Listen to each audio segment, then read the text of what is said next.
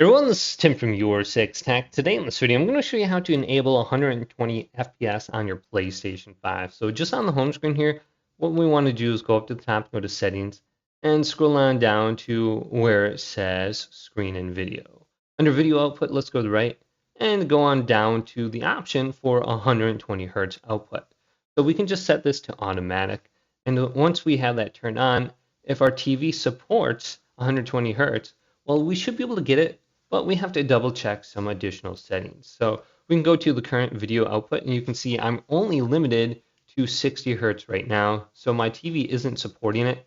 Now, if you have this plugged into the wrong HDMI slot, you're not going to be able to get 60 Hertz. So on most TVs, you're going to have to look at the HDMI slots and it's going to say 120 Hertz for HDMI 3 or 4. So you might want to go and switch that over. Also, make sure you're using a newer HDMI cable. The older ones that came with like your Xbox 360, your PlayStation 3, those won't support 120 Hertz or 120 FPS. So you're going to have to get a new one. Go ahead and use the one that came with the PlayStation. So HDMI slot 3 or 4, then a new HDMI cable.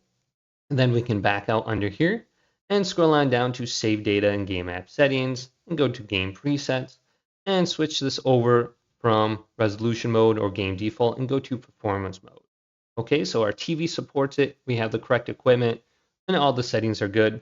Now the last thing we have to do is go on over to the game. So let's go to Call of Duty, then press Options, and then go on over to the graphic options or the display. And there's going to be an option now under here for 120 Hertz, and we can just simply turn this on. And then we should be finally getting 120 Hertz FPS in our games. So since I do not have it, it's not going to show up as an option. So make sure you're on the correct display and you will see that as an option.